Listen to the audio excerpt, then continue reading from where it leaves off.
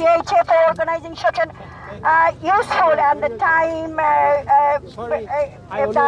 the demonstration in the front of our UK Parliament. And thank you everyone who came all the way from Manchester, Bradford, Sheffield, and all over. And it's a very bad weather, and then it still came. Luton and Isle of Wight. People came from Isle of Wight, and this is amazing. And together we can achieve what we want to achieve. And together we can raise our voice against these atrocities on the Hindus in Bangladesh.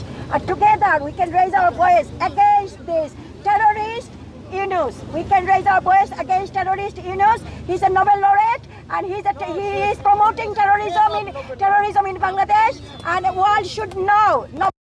Yunus is promoting terrorism in Bangladesh and killing all the Hindus, and Hindu girls and young girls are getting raped every single day.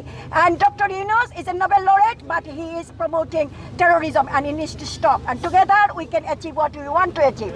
Thank you everyone for coming, and thank you BHA for organizing such an event. আমরা British পার্লামেন্টের সামনে বাংলাদেশ হিন্দু অ্যাসোসিয়েশনের উদ্যোগে যে আমরা একটা প্রতিবাদ সভার আয়োজন করেছিলাম।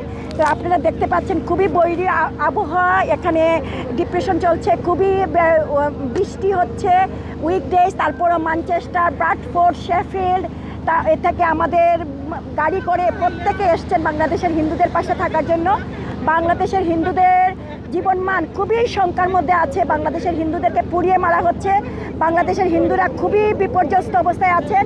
আর ডক্টর ইউনূস, যিনি বাংলাদেশের এই সরকারের প্রধান হয়ে উপদেষ্টাদের প্রধান, কিন্তু উনার মদতে বাংলাদেশের টেরোরিজম এমন পর্যায়ে বেড়েছে, উনি সমস্ত খুনি, সন্ত্রাসী, হিজবুত তাহরি, জামাতে ইসলামী সহ সকল টেরোরিস্ট, দর্শক, খুনিদেরকে জেল থেকে বের করে দিয়ে প্রত্যেকটা মানুষের জীবনের মানটা একদম ঝুঁকির মধ্যে রেখেছে। প্রত্যেকটা মা বোন এখন শঙ্কার মধ্যে আছে। বাংলাদেশে প্রতিটা দিন রেপ হচ্ছে, 1000 রেপ হয়েছে এই বছরে, গত এক বছরে 25-এ 1000 রেপ হয়েছে। তার মধ্যে অলমোস্ট 500 জন 18 বছরের নিচে কন্যা সন্তানরা।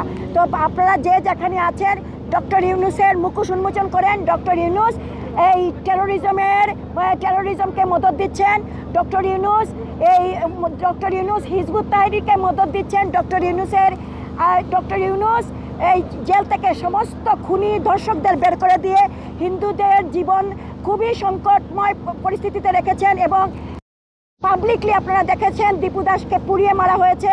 সেই প্রত্যেক দিন হিন্দুদের আজকে হচ্ছে মাত্র 21 দিন, এই জানুয়ারি মাসের 2026-এর 21 দিন, কিন্তু এখন পর্যন্ত আমাদের 13 জনকে এখন পর্যন্ত খুন করে মারা হয়েছে। এবং প্রত্যেকটা খুনের সাথে খুবই মর্মান্তিকভাবে হিন্দুদেরকে খুন করা হয়েছে। আপনারা শুনেছেন ইতিমধ্যে ডক্টর ইউনূস উনি নিজেও স্বীকার করেছেন যে বাংলাদেশে এতগুলা ঘটনা ঘটেছে, 645টা মাইনরিটিদের উপরে ঘটনা ঘটেছে। উনি নিজেও স্বীকার করেছেন, যদিও উনি সম্পূর্ণ সত্য তথ্য দেন নাই, কিন্তু উনি স্বীকার করেছেন।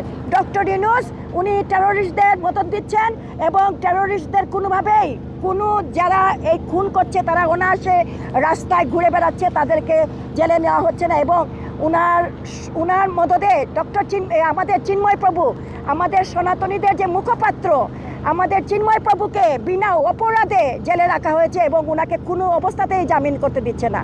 আপনারা যে যেখানে আছেন, আপনারা হিন্দুদের পাশে থাকুন, বাংলাদেশের হিন্দুদের পাশে থাকুন, বাংলাদেশের সমস্ত প্রগ্রেসিভ মানুষের পক্ষে থাকুন, বাংলাদেশে যারা কথা বলতে পারছে না, রাজনীতি করতে পারছে না, মা বোনদের পাশে থাকুন, এবং ডক্টর ইউনূসের আসল চেহারা বিশ্বের কাছে তুলে ধরুন। এটা আমাদের সকলের দায়িত্ব, আমরা যারা বিদেশের বাইরে আছি। সবাইকে ভালো থাকুন।